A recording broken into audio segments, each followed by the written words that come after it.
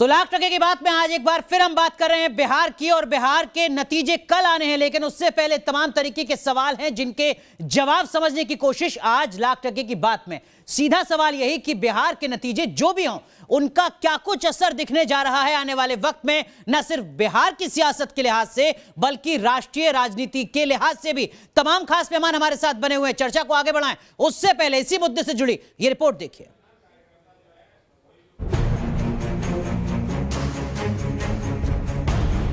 बिहार में ज्यादातर exit poll का जो अनुमान है उससे आरजेडी कार्यकर्ताओं का जोश हाई है। सियासत में एंट्री के बाद इस तरह इतने भव्य अंदाज में तेजस्वी यादव का जन्मदिन नहीं बनाएगा। सत्ता की दौड़ में 2 महीने पहले तक जिस तेजस्वी यादव की दूर दूर तक चर्चा नहीं थी, ज्यादातर एग्जिट पोल के अनुमानों में उन्हें भावी सीएम के तौर पर पेश किया जा रहा है। इस चुनाव से तेजस्वी की सियासत को नई ऊंचाई मिली है। इस चुनाव के जरिए लालू के वारिस और बिहार की सियासत में उन्होंने खुद को स्थापित कर लिया है। तेजस्वी के लिए ये चुनाव बेहद अहम है। इसके अलावा बिहार के दूसरे दिग्गजों की सियासी किस्मत भी दांव पर है।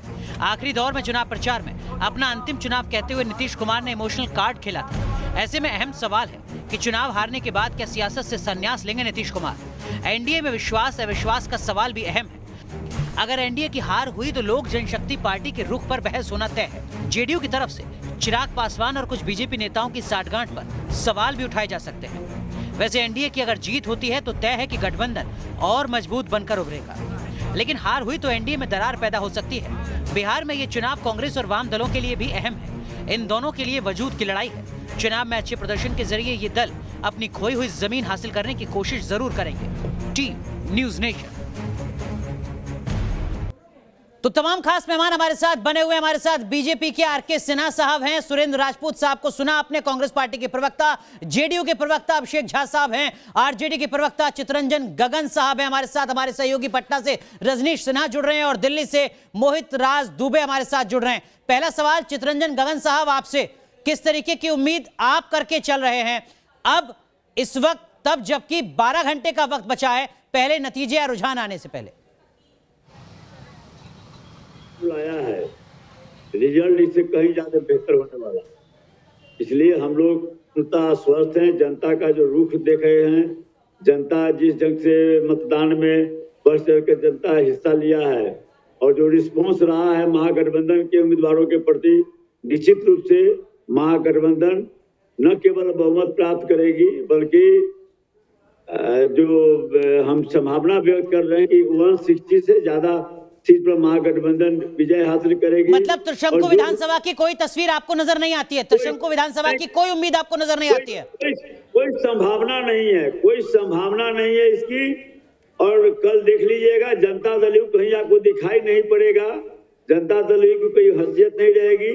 और तीसरे चौथे नंबर के लिए जनता दल प्रदेश में रहेगी जी। भाजपा भी 3 नंबर पर आ जाएगी।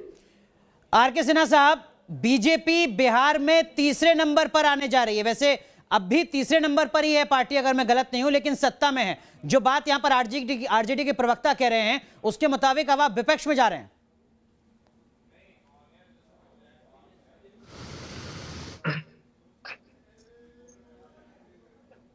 तंत्र में होती नहीं है। अब तो ज्यादा समय बचा नहीं है, कल दोपहर तक सारी स्थितियां सामने आ जाएंगी कि कौन 1 नंबर पे रहता है, कौन 2 नंबर पे, कौन 3 नंबर पे, किसकी सरकार बनती है। इतना उतावलापन दिखाने की कोई अभी आवश्यकता नहीं, लेकिन इनके उतावलेपन के पीछे की एक वजह भी है। लेकिन झा साहब, जेडीयू कहां है? क्या आपको लगता है कि जिस तरीके से, जिस रणनीति के आधार पर आपको इस बार मैदान में उतरना चाहिए था, कहीं दिक्कत हो गई? देखिए, सुरेंद्र राजपूत साहब तो शुरुआत से लगातार मुस्कुरा रहे हैं, वो मानकर चल रहे हैं कि जीत उनकी तय है, और कुछ उसी तरीके की उम्मीद यहां पर नजर आ रही है आरजेडी के प्रवक्ता के चेहरे पर। अरे मुस्कुराने दीजिए ना, ये लोग तो बस एग्जिट पोल से इतने खुश हो रहे हैं कि क्या कहना। आज तेजस्वी यादव जी का जन्मदिन है और मैं एक बात कहना चाहता हूँ कि आज युवराज का जन्मदिन है, मना लीजिए, इसी में शाम और रात निकल जाएगी। अरे होश तो तब आएगा जब कल नतीजे आएंगे और आपके पैरों तले जमीन खिसक जाएगी। तो ये बात समझना इन लोगों को बेहद जरूरी है कि बिहार के जो साइलेंट वोटर्स हैं वो निश्चित रूप से एनडीए के ही पक्ष में उन्होंने वोट किया है, और जो भी परिणाम आएंगे वो हमारे ही पक्ष में आएंगे और हम पूर्ण बहुमत की सरकार बनाने जा रहे हैं। लेकिन एक बात है, एक सवाल है, मैं लगातार पूछ रहा हूं, आरजेडी के साथियों से कोई जवाब नहीं दे पा रहा है।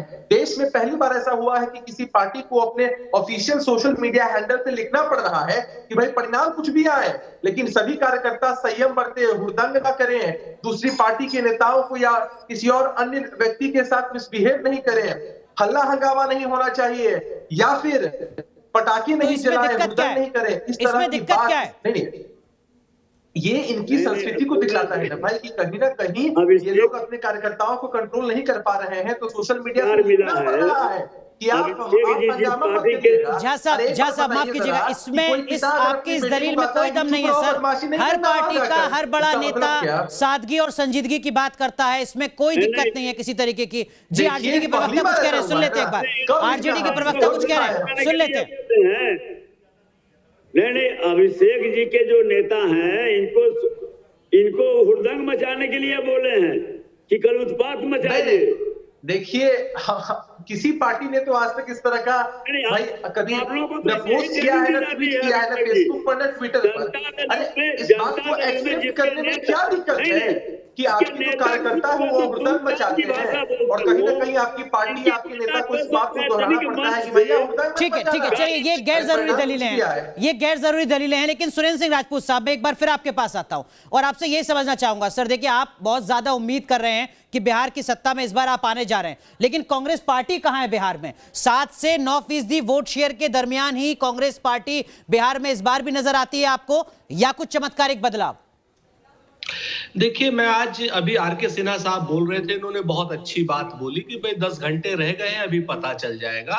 एक गंभीर बात इन्होंने बोली, हमारे अपोनेंट है लेकिन सच। सही बात यह है अनुराग भाई, आप इस चीज को देखिए, हम 70 सीटों पर चुनाव लड़े, हमें उम्मीद है कि हम 45 प्लस पे आएंगे, ये हमारा अपना अनुमान है। बाकी जो जनता हमें आशीर्वाद देगी वो आशीर्वाद देगी, वो सामने है। और रही बात परसेंटेज ऑफ वोट की, तो ये भी कल आपके सामने आ जाएगा। आज कहने से ये कोई वो नहीं। जैसे आपने भी एक बड़ी अच्छी बात कही, कुछ बातें गैर जरूरी हैं, जैसे भी आपने जेडीयू के प्रवक्ता महोदय से कहा कि ये जो दलीलें हैं आपकी गैर, जो हर नेता कहता है कि साहब सादगी से मनाइए, जीत हो चाहे कुछ भी हो, तो ये भी बात इस वक्त गैर जरूरी है। बातें ये होनी चाहिए इस वक्त कि जिन जिन लोगों ने अपना अपना घोषणा पत्र दिया है वो घोषणा पत्र पूरा कैसे होगा, जनता से। ये सवाल आप आरजेडी के प्रवक्ता से पूछ रहे हैं, अपने सहयोगी से पूछ रहे हैं राजपूत साहब, क्योंकि आपके मुताबिक सत्ता में तो वही आ रहे हैं। नहीं, हमारे मुताबिक सत्ता में तो महागठबंधन आ रहा है, और हम उनसे क्यों पूछेंगे? उनके तो बिहार पर हम जवाब दे रहे हैं। चलिए तो आप ही जवाब दे दीजिए, आप ही जवाब दे दीजिए। 10 लाख नौकरी के लिए बजटीय संतुलन कैसे बनाएंगे, जिसके लिए 1 लाख करोड़ रुपए से ज्यादा की जरूरत है, तब जबकि बिहार का कुल सालाना बजट 2 लाख करोड़ का है। 22% तो आप शिक्षा पर खर्च कर देंगे। आपको शायद अनुराग भाई, या तो आप बजटरी प्रोविजंस को देखिए, तब आपको पता चलेगा कि 5.5 लाख के आसपास सैंक्शनड पद खाली हैं, जिनका पिछले 4-5 सालों से, जिनको कि अगर नौकरी दी जाती तो वो बजटरी प्रोविजन में पहले से थे। आप समझिए बात को। और रही बात जो बजट है, नीतीश कुमार जी अपने बजट का लगभग 40 से 50% अनयूज्ड कर रखते थे, जो बजट बेकार चला जाता था। आर.के. सिन्हा साहब, जो बात सुरेंद्र सिंह राजपूत कह रहे हैं, इसका मतलब तो यह है कि 5.5 लाख नौकरियों के लिए अतिरिक्त लगभग 60,000 करोड़ रुपए की जरूरत नहीं होगी, जो बात बीजेपी के नेता कह रहे थे, आरजेडी के नेता और जेडीयू के नेता कह रहे थे। कोई दिक्कत ही नहीं है, कल ही ऑफर लेटर जारी हो जाना है। नहीं, ऑफर, ये गलत बात मत कीजिए अनुराग, अपने मुंह से ये गलत बातें मत कीजिए। इसलिए कहता हूं कि कुछ तो मुझे मेरे मुंह से कहने दीजिए सुरेंद्र राजपूत साहब। तो आप उम्मीद करते हैं कि सारे आपके शब्द बोले जाएं, ये तो संभव नहीं हो सकता ना सर। जैसा आप कह रहे हैं कि सब कुछ सामान्य है, कहीं कोई दिक्कत नहीं है, बजट का पैसा खर्च नहीं होता रहा है अब तक, पहले से बजटीय प्रावधान है, इसका सीधा मतलब तो यह है ना कि कोई दिक्कत नहीं है। सिन्हा साहब, मैं ये निवेदन करना चाहूंगा कि पिछले 30 वर्षों का अगर हम एम्प्लॉयमेंट का आंकड़ा देखेंगे तो माननीय लालू प्रसाद जी जब मुख्यमंत्री हुए उस समय भी उन्होंने बहुत जोर शोर से कोशिश किया नौकरियां देने की। 15 वर्ष के उनके शासन में 94,000 लोगों को नौकरियां उन्होंने दी, इसमें सफलता पाई।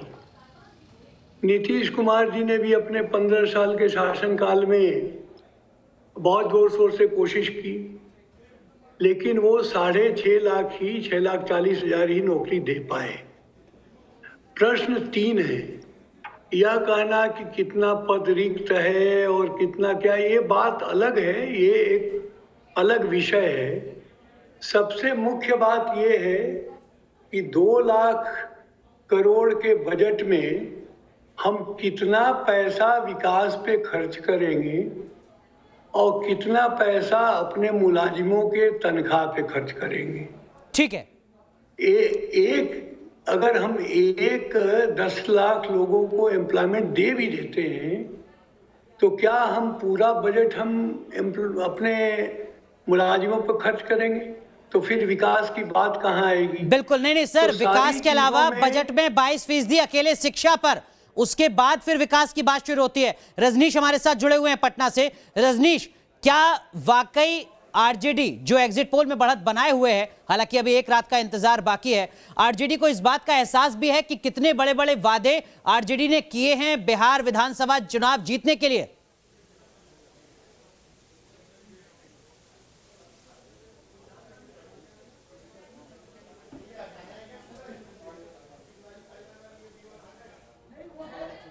चलिए रजनीश, लगता है कि कुछ तकनीकी दिक्कत है, आपकी आवाज नहीं आ पा रही है। हमारे साथ आरजेडी के प्रवक्ता मौजूद हैं, उनसे ये सवाल करने की कोशिश करते हैं। अक्सर ये कहा जाता है साहब कि सत्ता किसी भी कीमत पर, आरजेडी इसी फॉर्मूले पर तो आगे नहीं बढ़ी है बिहार में। पहले बात, आर.के. सिन्हा जी बहुत सम्मानित नेता हैं और हम उनको अभिभावक के रूप में मानते हैं। पहली बात जो आर.के. सिन्हा जी ने कहा कि 94,000 लोगों को राजस्व शासन काल में नौकरी मिला था। नहीं, बात केवल रोजगार की नहीं है, बात पूरे घोषणा पत्र की है। सत्ता किसी भी कीमत पर का फॉर्मूला तो नहीं आरजेडी आगे बढ़ा रही थी इस चुनाव में। नहीं, मैं बता रहा हूँ तो जो है सो वह जो प्रचारित किया जा रहा है वह गलत प्रचारित किया जा रहा है। राष्ट्रीय जनता दल का जब शासन था बिहार में, बजाबते से विश्वविद्यालय सेवा आयोग, विद्यालय सेवा आयोग, महाविद्यालय सेवा आयोग और जितने संख्या बता रहे हैं इससे ज्यादा तो सिपाही की बहाली हुई थी। और इनके समय में एनडीए शासन में एक भी नियुक्ति नहीं हुई है। 34,000 नियुक्ति जो हुई है वह जो है सो माननीय न्यायालय के आदेश पर। ये जो 6.5 लाख का दावा करते हैं बिल्कुल गलत। 15 वर्षों में इनके द्वारा मात्र 34,000 नियुक्ति हुई है, वह भी कोर्ट के निर्देश पर। ठीक है, नियुक्ति नहीं हुई है, वो अनुबंध पर। ठीक है, हमारे साथ जेडीयू के प्रवक्ता हैं झा साहब जुड़े हुए हैं। झा साहब, देखिए आरजेडी के प्रवक्ता तो सीधा सवाल खड़ा कर रहे हैं कि आपने 15 साल में रोजगार के मोर्चे पर कुछ काम नहीं किया, और सिर्फ रोजगार नहीं, ऐसे कई सवाल हैं जिसके चलते इस बार आपकी मुश्किलें यहां पर बढ़ती हुई नजर आ रही हैं। इंतजार रह गया है सिर्फ आरजेडी के प्रवक्ता के मुताबिक नतीजों का, औपचारिकता रह गई है। देखिए, मैं एकदम दावे के साथ कह सकता हूं कि आरजेडी और कांग्रेस के जो प्रवक्ता होते हैं होमवर्क करके नहीं आते हैं। अभी हमारे कांग्रेस के प्रवक्ता कह रहे थे कि 5.5 लाख पद रिक्त हैं। इनके तेजस्वी यादव जी कहते हैं कि 4.5 लाख पद रिक्त है।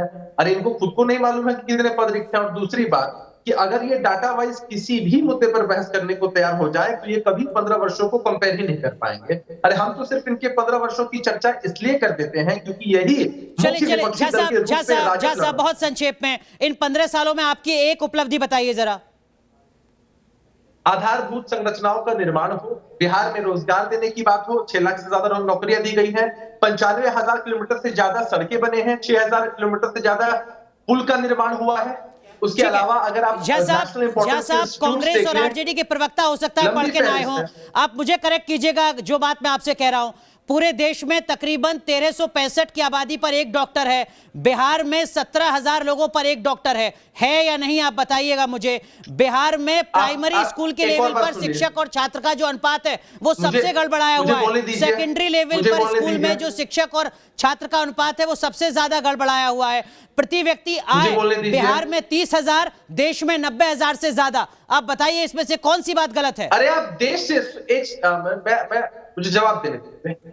सीधा सा बात है कि हमें एक गड्ढा मिला था, हमने पहले उसको भरा है और एक स्तर तक लेके आया है। आप चर्चा कर रहे थे स्वास्थ्य सेवाओं की, आपको मालूम है कि पहले जब इनकी सरकार 15 साल तब मात्र 40 साहब, 15 साल पूरा सुन लीजिए ना, आप आंकड़ा देख लीजिए कि 15 वर्षों में एक प्राथमिक स्वास्थ्य केंद्र में मात्र 40 व्यक्ति जाया करते थे, लेकिन इन 15 वर्षों में 40 का आंकड़ा बढ़कर ठीक है 10,000 हो चुका है। साहब, जो आंकड़े मैंने सामने रखे हैं, सिन्हा साहब, जो आंकड़े मैंने सामने रखे हैं, सर आप खुद सत्ता का हिस्सा रहे हैं, लेकिन क्या आपको नहीं लगता कि बिहार के पिछले 15 साल की नाकामियां रही हैं जिस पर बात होनी चाहिए, ये राज्य सरकार की विफलता रही है? अरे आप अगर ना किसी चीज में बात करते हैं कि कमी रह गई है तो उस पर भी तो प्रकाश डालिए। सर कमी नहीं, भारी अंतर, 1365 भारतीयों पर एक डॉक्टर, 17,000 बिहारियों पर एक डॉक्टर, अंतर समझते हैं आप? इंडिया 30,000 रुपए प्रति व्यक्ति आए बिहार की, 90,000 रुपए से ज्यादा प्रति व्यक्ति आए देश की, 3 गुना अंतर समझिए आप। झा साहब, सिन्हा साहब से सवाल पूछता हूं। सिन्हा साहब, मैं समझ ही रहा हूं, आप तैयारी कीजिए, मैं आऊंगा आपके पास। झा साहब, सिन्हा साहब, क्या ये राज्य सरकार की विफलता आप नहीं मानते हैं पिछले 15 साल की? देखिए, ये बहुत ही कॉम्परेटिव टर्म है। सफलता और विफलता कोई किसी चीज के लिए कहना सरल भी है और कठिन भी है। हर एक शासन अपने हिसाब से प्रयास करता है। सिन्हा साहब, जो आप बात कर रहे हैं सर, वो दर्शन के हिसाब से ठीक है, दर्शन शास्त्र के हिसाब से ठीक है, सियासत के हिसाब से बताइए ना सर, विफलता है या नहीं है? नहीं, ऐसे मैं विफलता नहीं मानता इसको। बहुत बढ़िया काम किया है 15 साल में, लेकिन एंटी इनकम्बेंसी फैक्टर रहा है। किस मुद्दे पर रहा है एंटी इनकम्बेंसी फिर, अगर काम बेहतर है तो? नहीं, देखिए, काम कितना भी बढ़िया हो, 15 साल 20 साल ये लंबा समय होता है। काम कितना भी बढ़िया करे, देखिए जो नौजवान है वो तो 15 साल पहले वोटर नहीं था जी, वो 20 साल और 30 साल पहले की बात समझता नहीं है, जानता नहीं है। वो तो अभी की बात को, अभी के वादों को, अभी के सर वही तो आपसे समझने की कोशिश कर रहा था सिन्हा साहब। झा साहब, आप बताइएगा, जो युवा वोटर है वो क्यों ना सवाल करे आपसे कि मेरे स्कूल में टीचर क्यों नहीं था, वो क्यों ना आपसे सवाल करे कि मेरी प्रति व्यक्ति आय कम क्यों रही राष्ट्रीय औसत के मुकाबले, वो क्यों ना आपसे सवाल करे कि मेरे यहाँ डॉक्टर की दिक्कत क्यों है?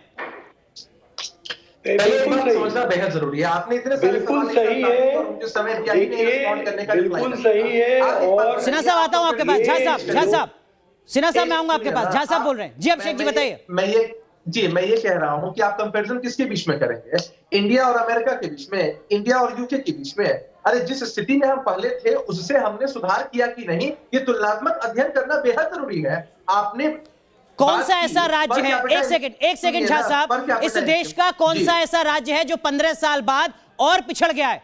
हर राज्य आगे बढ़ता है सर, आप खुद किससे तुलना करेंगे? 15 साल पिछले बिहार से? नहीं, मैं आपको जवाब आप तुलना करेंगे 12 करोड़ की आबादी वाले देश के 12 बाकी राज्यों से, आप तुलना करेंगे तमिलनाडु से, कर्नाटक से, महाराष्ट्र से, राजस्थान से, पंजाब से। अच्छा, एक बात बताइए, आपके हिसाब से तो फिर पूरे देश के सभी जो स्टेट्स हैं वो डेवलप्ड हो चुके हैं, विकसित प्रदेश बन चुके हैं। हमें बिहार किस स्थिति में मिला था और हमने कितना काम किया है, मैं आपको दुरुस्त करता हूं, मैं आपके आंकड़े दुरुस्त करता हूं, कोरोना के दरमियान 12 करोड़ की आबादी वाले बिहार में कितने आईसीयू बेड, कितने आईसीयू वेंटिलेटर, आप एक बार चेक कर लीजिएगा। और 12 करोड़ की आबादी वाले देश के बाकी राज्यों में यह आंकड़ा कितना बड़ा था, यह भी आप देख लीजिएगा। मैं आप ही के राज्य की आबादी के बराबर के बाकी राज्यों से तुलना कर रहा हूं आपकी, मैं उत्तर प्रदेश से तुलना नहीं कर रहा हूं। क्या है जो हमारा रिकवरी रेट है वो सबसे ज्यादा है कि नहीं है? हमारे पास डेडिकेटेड कोविड हॉस्पिटल्स हैं, इतनी तेजी से लोगों ने रिकवर किया, वोट डाले जा चुके हैं, बताइए। अब तो झा साहब वोट डाले जा चुके हैं, ईमानदारी से स्वीकार करने में कोई दिक्कत नहीं है। वोट डाले जा चुके हैं, आप ईमानदारी से स्वीकार कर सकते हैं हमारी विफलता, लेकिन चितरंजन गगन साहब चुनावी घोषणा पत्र में बड़े बड़े वादे करके आपने एक बहुत जरूरत से ज्यादा बड़ी लाइन तो नहीं खींच दी है, क्योंकि आर्थिक जानकार भी इस बात को कहते हैं कि जो वादे आप कर रहे हैं इस बजट से तो कम से कम आप पूरा नहीं कर पाएंगे। नहीं, देखिए, महागठबंधन द्वारा जो घोषणा पत्र जारी किया गया है, जो वादा किया गया है, वह घोषणा पत्र नहीं है, वह हमारा प्रण है। हम उसको पूरा करेंगे। इच्छा शक्ति चाहिए, इच्छा शक्ति अगर नहीं होगा तो साधन रहने के बावजूद भी जो आप कह रहे हैं वो ऐसे है जैसे कि नीति निर्देशक तत्व पे भाषण दिया जाता है, हम चाहते हैं राम राज्य हो, कब होगा इसके बारे में कुछ नहीं पता है। तो जनता के राज में जाना है, अगर नहीं करेंगे तो जनता उसका फैसला करेगी। मतलब 5 साल के लिए जनता खुद को ठगा हुआ महसूस करे अब? नहीं, क्यों ठगा हुआ महसूस करेगी? मुझे पूरा विश्वास है कि जो हमने प्रण किया है उसे मैं पूरा करूंगा, और काफी वर्कआउट करने के बाद मैंने प्रण किया है, ऐसे नहीं किया है, ठीक है, हवा में नहीं किया है। ठीक है। सुरेंद्र राजपूत साहब, जो सवाल मैंने इस चर्चा की शुरुआत में आपसे पूछा था, कांग्रेस पार्टी में टूट की कोई आशंका नहीं है, कोई डर नहीं है, कांग्रेस का कोई विधायक कहीं नहीं टूट कर जा रहा है, त्रिशंकु विधानसभा नहीं बन रही है, बहुत संक्षेप में। तीनों बातों का कोई भी प्रमाण नहीं है, बिल्कुल नहीं, प्रमाण तो है, प्रमाण है, रांची में कमरे बुक कराए जा रहे हैं, प्रमाण है इसका। सुरेंद्र राजपूत साहब, आप अपना बयान दे सकते हैं, आपकी भी राजनीतिक मजबूरी में समझ सकता हूं, प्रमाण है, आप पता कीजिएगा अपनी पार्टी के नेताओं से रांची में। मैं अनुराग आपकी राजनीतिक मजबूरी और आपके चैनल की मजबूरी समझ सकता हूं। अगर मेरी कोई मजबूरी होती तो झा साहब से बिहार से जुड़े आंकड़े सीधे ना पूछता। सुरेंद्र राजपूत साहब, मुझे आपकी नसीहत की जरूरत नहीं है सर। अगर मुझे मेरी कोई मजबूरी होती तो अभिषेक झा से बिहार के विकास से जुड़े सवाल नहीं पूछता। मुझे आपकी नसीहत की जरूरत है? नसीहत नहीं, आपकी प्रतिक्रिया, आपका ईमानदार रिएक्शन, उसकी जरूरत है मुझे आपसे। मेरी जरूरत है आपसे ईमानदार रिएक्शन। आप ईमानदार रिएक्शन नहीं दे रहे हैं, ये आपकी मजबूरी है। आप कहिए कि हाँ, मैं दावे से कहता हूँ रांची में कहीं कोई कमरा बुक नहीं है। आप कहिए कि हमारा कोई विधायक नहीं टूटेगा। ये आपकी राजनीतिक मजबूरी है, ये आपकी राजनीतिक मजबूरी है सुरेंद्र राजपूत साहब, क्योंकि बिहार सरकार से जुड़े जो आंकड़े मैंने पूछे हैं जेडीयू के प्रवक्ता से, वो आंकड़े शायद आपको भी नहीं पता होंगे। माफ कीजिए राजपूत जी, पूरी तरीके से खत्म हो चुका है, लेकिन कल फिर मिलेंगे कुछ बड़े सवालों के साथ। बहुत बहुत शुक्रिया आप सभी का जुड़ने के लिए।